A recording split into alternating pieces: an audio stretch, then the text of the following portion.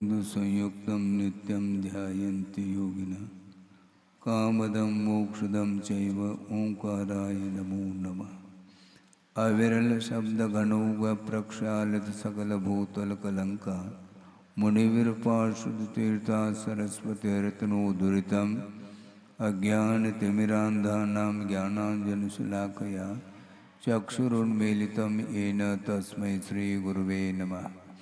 परम गुरुभ्यो नमः परम्पराचार्य गुरुभ्यो नमः सकलकलुषविध्वंसकं श्रेयसां परिवर्धकं धर्मसम्बन्धकं भव्यजीवमनप्रतिबोधकारकमिदं शास्त्रं श्री कार्तिकेयान प्रेक्षानामधेयम् अस्य मूलग्रन्थकर्तार श्री सर्वज्ञदेवाः तदुत्तरग्रन्थकर्तार श्री गणधरदेवाः प्रतिगणधरदेवाः येषां वचोनुसारमासाद्य श्रीमद् आचार्य प्रवर श्री कार्तिकेय देवैर्विरचितं मंगलम भगवान वीरो मंगलम गौतमो गणे मंगलम कुंदकुंदाद्यो जैन धर्मोस्तु मंगलम सर्वमंगलमांगल्यम सर्वकल्याणकारकं प्रधानम सर्वधर्माणां जैनम जयति शासनम् कोटिशतं द्वादशैव कोटो लक्षाणि शेतेस्त्रिदिकानि चैव पञ्चाशदष्टौ च सहस्रसङ्ख्यमेतत्श्रुतं पञ्चपदं नमामि। अरहन्तभासयत्तं गणहरदेवेः गन्त्यं सम्मं प्रणमामि भक्तजुतो सुदनानमहो वयं शिरसा इच्छामि बन्ते सुदभक्ति कावसोगोदस्सालोचे अंग वंग पयनय पाउडय परियम सुत्त परमाणुग पूगय चूलिया चेव सुत्त तय तुई धमकायम सैनिच कल मंचे में पूजे में वंदा में नमोम सामे दुख खो कम को बोहिलाओ सुगय गमनम समाय मरणम जनगुण संपत्ति होद मध्यम। अथ पौर्वाणिक स्वाध्याय वेलायाम श्रीमद् आचार्य भक्ति का योग सरगम करोमि।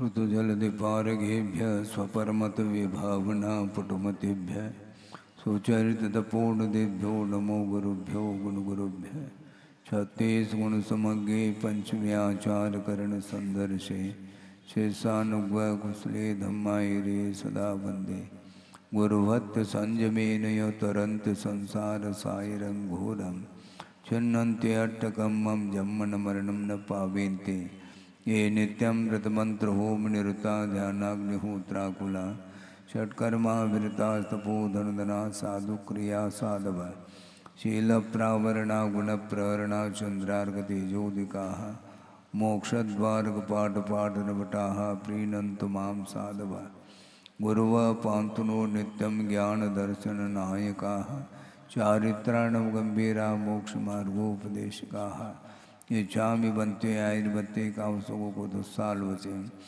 सम्मनान सम्मदंसन संसर्जुत्तानं पंचव्याचाराणाम आयुर्यानम आयारादि सुंदरानुपदेशानं वज्झायानं विरयनुगुणपालुरयानं सोसानं सैनिचकलमंचे में पूजे में वंदा में नमों सामे दुख कहो कमको बोहिलाओ सुगय गमनम समाय मरणम जनगुण संपत्ति होद मध्यम तिहुवनतिलयं देवं वन्दिता तिहुवनिन्द परिपूज्यं ओचम अनुपेहावो भवीय जनानंद जननी वो।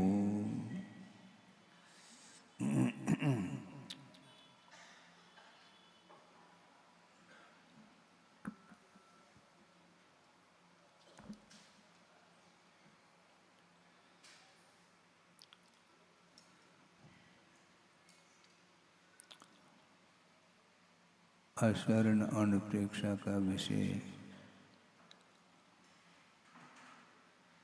शरण लेने योग्य और शरण नहीं लेने योग्य क्या वस्तु है।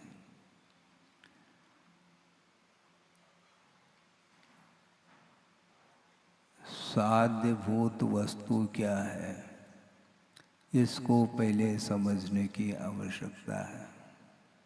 साध्य किसको बोलते हैं? जिसको सिद्ध किया जाए उसका नाम साध्य माना जाता है। साधयितुम योग्यः साध्यः, जो साधने योग्य वस्तु है उसको साध्य बोलते हैं। और वह शुद्ध परमात्म तत्व ही हमारे लिए साध्य है, उपादेय है अथवा प्राप्तव्य है। और उसको साधना है तो उसके लिए साधन की भी बड़ी आवश्यकता होती है। साध्य तक पहुंचने के लिए हमें आलम्बन लेना है, जिसके आलम्बन से साध्य की उपलब्धि होती है। तो आपको क्या प्राप्त क्या करना है, आपके लिए प्राप्तव्य क्या है, क्या ग्रहण करने योग्य है? शुद्ध परमात्म तत्व को केंद्र में रख कर के उसकी उपलब्धि के लिए जो योग्य सामग्री है उसका आलम्बन लिया जाता है, जिसको शरणभूत सामग्री बोलते हैं। पंच परमेष्टि ये बहुत गंभीर विषय है कि आस्था का विषय भी हमें बनाना है। पंच परमेष्टि बहुत जल्दी विकल्प मन में आ सकता है, हैं? अच्छे बड़े बड़े जो विद्वान हैं उनके मन में भी विकल्प आ सकता है स्वाभाविक रूप से। पंच परमेष्टि हम एक प्रकार से आपके सामने एक प्रश्न के रूप में रख रहे हैं। आपकी क्या विचारधारा है इसको समझने की अपेक्षा से। पंच परमेष्टि, क्योंकि इसके पहले हम ये आपके सामने भूमिका बना रहे हैं कि जानने योग्य पदार्थ जो होते हैं उसको ज्ञेय बोलते हैं। और जानने योग्य तो अनंतानंत पदार्थ हैं, उसका कोई अंत तो है नहीं। किंतु उन ज्ञेयभूत पदार्थों में उपादेय अर्थात ग्रहण करने योग्य भी पदार्थ हैं, छोड़ने योग्य भी पदार्थ हैं। और इसके अलावा और क्या है? उपायभूत सामग्री है। जानने योग्य पदार्थ को तो आपने आगम के माध्यम से जान लिया, जिसका जैसा स्वरूप है उसको उसी रूप में जानने का नाम सम्यक ज्ञान बोला है। और उसमें पदार्थ की जानकारी स्वरूप की अपेक्षा से आपको हो गई है, तो उसमें ग्रहण करने योग्य कौन सा पदार्थ है? सुनो, जीव तत्व तो है, अनंतानंत जीव है, सब प्राप्तव्य है। क्या समझ? ये जल्दी ना करें, धैर्य रखना चाहिए। ग्रहण करने योग्य क्या वस्तु है ये पूछा जा रहा है। जीव तत्व के ऊपर श्रद्धान करना है, अन्य तत्वों के ऊपर भी हमें श्रद्धान करना है। जिन जिन पदार्थों का जो स्वरूप है वह आगम के आधार से उसका परिज्ञान कर लेना अनिवार्य होता है। ये ठीक है। कितने तत्व हैं? 7 तत्व हैं जीवादि को लेकर के। किंतु गुरुदेव ने ये कहा था 7 ही तत्व नहीं, एक और तत्व है। वो कौन सा है? महाराज आगम में तो 7 ही तत्व पड़े हैं। 8वां तत्व कौन सा है? वो आत्म तत्व है। जीव तत्व में सभी जीव पदार्थ आ जाएंगे, किंतु उसमें आत्म तत्व जो है समस्त जीवों से अपना अस्तित्व पृथक रखता है। क्योंकि बहिर्दृष्टि से अपने आप की दृष्टि को अंतर्दृष्टि बनाने के लिए आत्म तत्व को प्रमुखता दी जाती है। क्योंकि अनंतानंत जीव हैं, उनका आपके साथ क्या संबंध है? सामान्य रूप से चेतना का संबंध है, महासत्ता की अपेक्षा से प्रत्येक जीव में चैतन्य व गुण पाया जाता है। इस अपेक्षा से उन जीवों में समानता पाई जाती है, किंतु साध्यभूत तत्व वह है जो आत्म तत्व है, और वह आत्म तत्व भी परमात्म तत्व के रूप में जब सामने आता है तो वही एकमात्र साध्यभूत तत्व माना जाता है। उस परमात्म तत्व को ही आचार्यों ने उपादेय के रूप में स्वीकार किया है। और प्रश्न ये होता है, ये तो प्राप्तव्य हो गया, उपादान अर्थात उपादेय का अर्थ ग्रहण करने योग्य हो गया, बाकी छोड़ने योग्य कौन से पदार्थ हैं? सुनो, वो तो बाकी सब ठीक है। हे भूत सामग्री, जिसके माध्यम से आत्मा का पतन होता है, उसका नाम हे तत्व कहा है। हे तत्व का अर्थ हमारे लिए ग्रहण करने योग्य नहीं है, वो प्राप्तव्य नहीं है, बल्कि संसार के विकास के लिए जो साधनभूत सामग्री है वो हे अर्थात छोड़ने योग्य है। जैसे जहर क्या है? छोड़ने योग्य है, और अमृत ग्रहण करने योग्य, इस प्रकार आप समझते हैं।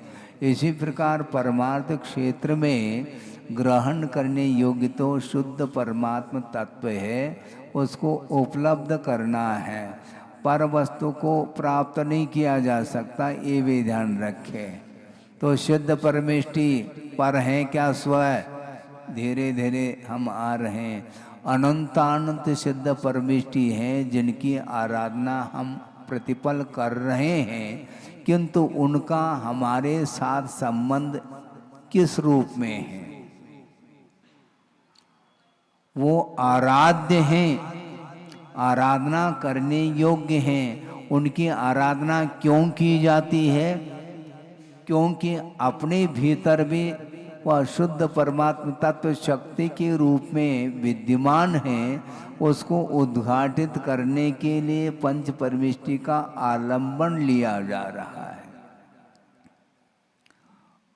इसी को उपाय बोलते हैं। पंच परमेष्टि को यदि हम स्वीकार करते हैं तो किस रूप में स्वीकार करते हैं?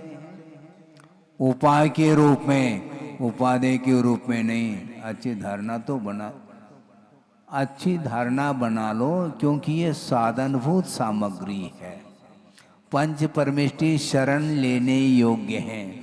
वो हमसे भिन्न है क्या? भिन्न है, भिन्न है। भिन्न होते हुए भी उनका आलम्बन इसलिए लिया जा रहा है क्योंकि वो स्वभाव की ओर उनकी दृष्टि है, और पंच परमेष्टि में शुद्ध परमेष्टि स्वभाव का अनुभव कर रहे हैं, इसलिए उनका आलम्बन लिया जाता है।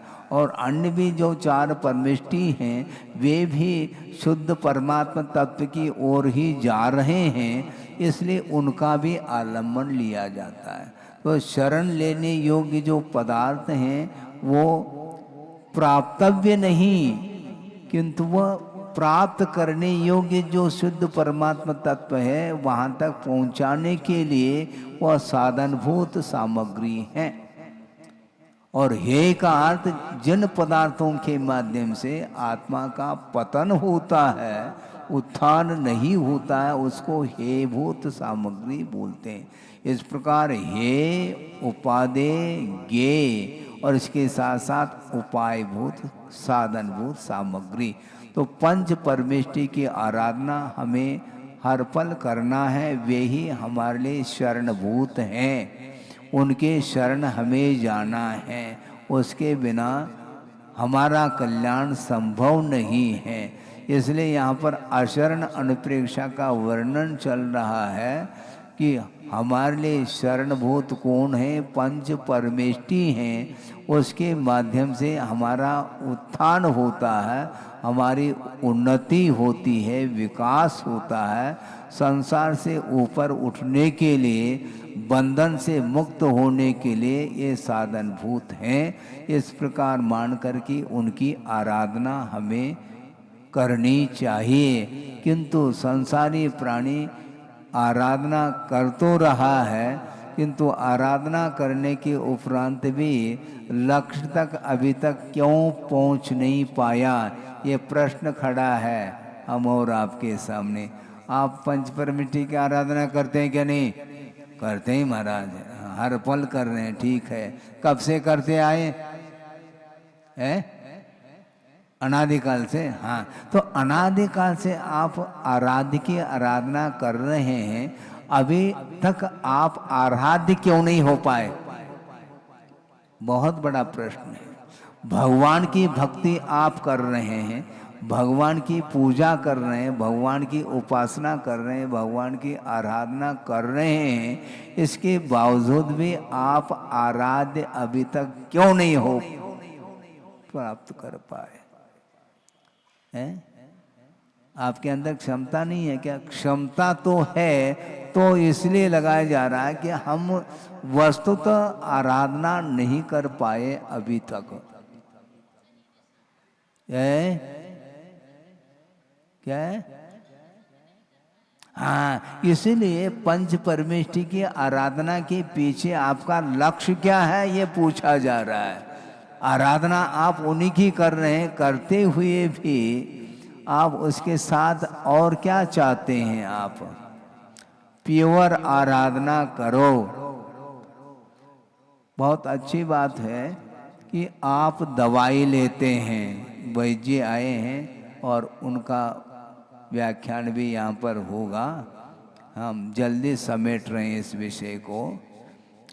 हम ये पूछना चाहते हैं, किसी को रोग हुआ है और उस रोग को दूर करने के लिए दवाई की आवश्यकता पड़ती है, मैं मानता हूँ, किंतु दवाई लेने से रोग का निष्कासन होता है, ये बिल्कुल ठीक है। किंतु रोग आया, उसका उद्गम स्थान क्या है, रोग कहाँ से आया है, उस ओर भी दृष्टिपात करने की आवश्यकता है। रोग आया क्यों? असावधानी के कारण रोग आया है। यदि हम सावधानी के साथ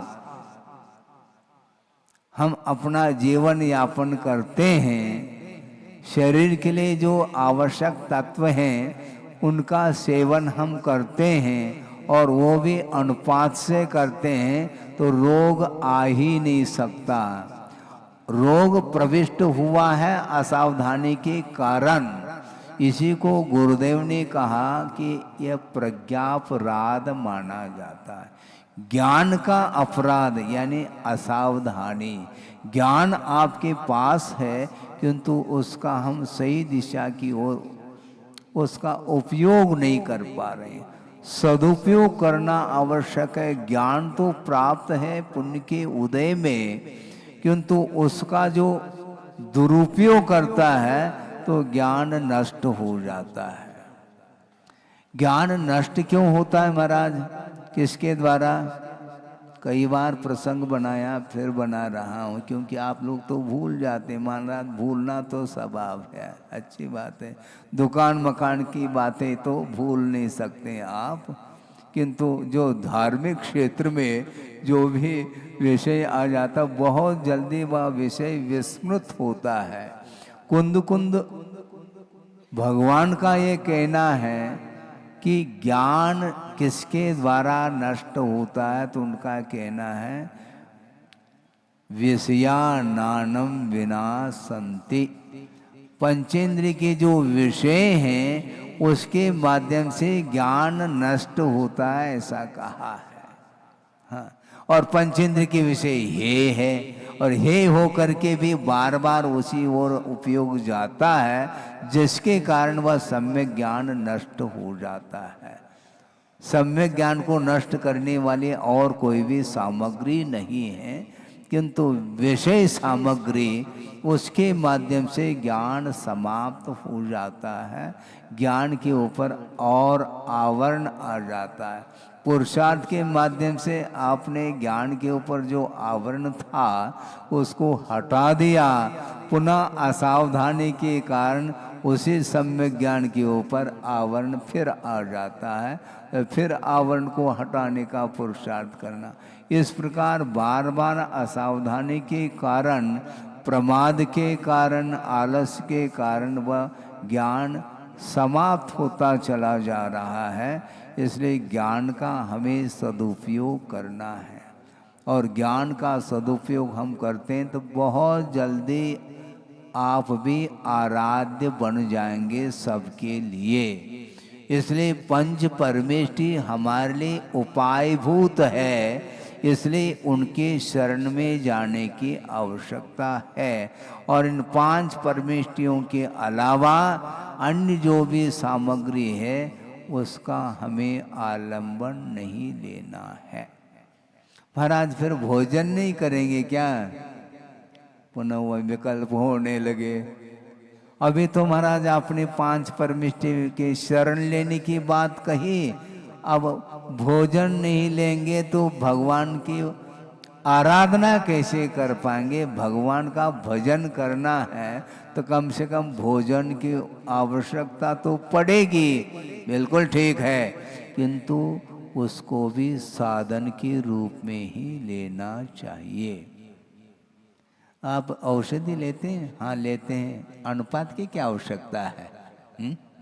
मान लो वैद्य को पूछा कि वैद्य ये कोर्स कितना है दवाई लेने का, तो उन्होंने कहा कि 6 महीने का कोर्स है। तो वह मरीज कहता है कि डॉक्टर साहब कि ये 6 महीने की क्या आवश्यकता है, सिर दर्द होता है, हम एक ही दिन में ले लें तो ले, तुम्हारी मर्जी है, लेकिन एक दिन में यदि लेंगे तो वह जहर का काम करेगा, फिर वह औषधि दवाई नहीं मानी जाएगी। उसी प्रकार भोजन आपको लेना है तो किसके ऊपर लेना, क्या लेना, ऋतुमान के हिसाब से, और बेहिसाब नहीं लेना, बस इतना है। वैद्य जी का इतना ही कहना है आपके लिए। वो बार बार निवेदन करेंगे कि आप यदि रोग से मुक्त होना चाहो तो कम से कम रोग के लिए निमंत्रण न दो। पहली बात, मान लो रोग आया भी है तो उसको निष्कासित करने के लिए वो दवाई लिख करके देते हैं, उसके साथ साथ परहेज भी रखने के लिए उनका बोलते कि नहीं, हाँ परहेज रखो, हम दवाई से परहेज रखते हैं। क्यों? दवाई कड़वी है, हाँ मीठी कोई वस्तु दे दे तो हम बेहिसाब ले लेंगे, लेकिन दवाई लेने के लिए वह कतराता है। ये ठीक नहीं है। रोग आया है उसके निष्कासन करने के लिए दवाई की आवश्यकता है, किंतु रोग जो आया है वह उसकी पुनरावृत्ति ना हो, इसके लिए अपने को सावधान रखने की आवश्यकता। इसलिए परमार्थ क्षेत्र में भी आचार्यों का यही कहना है, जो आश्रव हो रहा है कर्म का उसकी निर्जरा करने की अपेक्षा पहले संवर की ओर ध्यान देव। वह आश्रव हो कहाँ से रहा है, उसका उद्गम स्थान क्या है। हम पर पदार्थों से आकर्षित होते हैं और रागादिक भाव कर लेते हैं, उसके साथ स्वामित्व भाव हमारा बना रहता है। इस प्रकार विकारी भावों के माध्यम से, कालुष्य भावों के माध्यम से अथवा पापमय परिणामों के माध्यम से कर्म का अर्जन होता है, उसको रोकने की आवश्यकता है। और अज्ञान दशा में जो अर्जित कर्म है उसको निष्कासित करने के लिए पंच परमेष्टि की आराधना की जाती है। इसलिए पंच परमिष्टि की आराधना करने के पीछे उद्देश्य को भी हमें ध्यान में रखना होता है। भगवान, मैं आपकी आराधना इसलिए कर रहा हूँ कि अनंत काल से संसार में दुख उठाता आया, इसलिए इस दुख से अपने आप को दूर करने के लिए और अनंत सुख को प्राप्त करने के लिए मैं आपकी आराधना कर रहा हूँ। इसके अलावा हमारा और कोई भी प्रयोजन है ही नहीं। एक ही मात्र उद्देश्य है, तद्गुण लब्धये। भगवान, आपने जो गुण प्राप्त किया उनको प्राप्त मुझे भी करना है। तो वो सारे सारे आपको दे देंगे क्या गुण? हैं? भगवान यदि गुण देते चले जाएं तो आपके अंदर क्या है फिर? खाली है क्या? है? आपके अंदर क्या है? दोष ही दोष है क्या? नहीं, गुण अपने अंदर भी है, प्रभुत्व शक्ति अपने अंदर भी छिपी हुई है। उसको उद्घाटित करने का एकमात्र उद्देश्य है। उसके लिए पंच परमिष्टि का शरण आलम्बन लिया जाता है। इसको लेकर के ही यहाँ पर वर्णन किया जा रहा है। 9 बज गया है और आगे ये रोग से ग्रसित संसारी प्राणी हैं और रोग को दूर तो करना ही है, और जन्म जरा मृत्यु इससे ऊपर उठने के लिए प्रभु की आराधना, गुरु की आराधना की जा रही है। किंतु प्रभु और गुरु की आराधना करने के लिए यह शरीर भी एकमात्र सहयोग प्रदान करता है, क्योंकि शरीर माध्यम खलु धर्म साधनम कहा है। वस्तुतः धर्म की आराधना करने के लिए यह शरीर एक प्राथमिक साधन माना। सबसे प्रथम यदि कोई साधन है तो ये शरीर है, और शरीर निरोग रहेगा तो अच्छे ढंग से प्रभु की आराधना हम कर सकते हैं। इसलिए प्रभु की आराधना करने के लिए आपका जो शरीर है वह रुग्ण हो रहा है। रुग्ण क्यों हो रहा है? वह असावधानी के कारण हो रहा है, और असावधानी से दूर रह करके अपने को क्या खाना चाहिए, क्या पीना चाहिए, कितनी मात्रा में लेना चाहिए, सारा सारा सर्वांगीण विषय आगम में लिखा है, किंतु आप पढ़ते हैं नहीं। इसलिए आपको पढ़ाने के लिए एक वैद्य जी आए हैं और आपको अच्छे ढंग से सावधानी के साथ सुनिए उनका व्याख्यान, और मात्र सुनना नहीं। यदि आप अपने शरीर को निरोग रखना चाहते हैं धर्म ध्यान करने के लिए, तो शरीर को निरोग बनाने के लिए वो आपके लिए थोड़ा सा उद्बोधन देंगे, उसके माध्यम से आप लाभान्वित होंगे। इस प्रकार यहाँ पर ये विषय अशरण अनुप्रेक्षा का चल रहा है। समय समय पर इसका व्याख्यान भिन्न भिन्न गाथाओं के द्वारा होगा।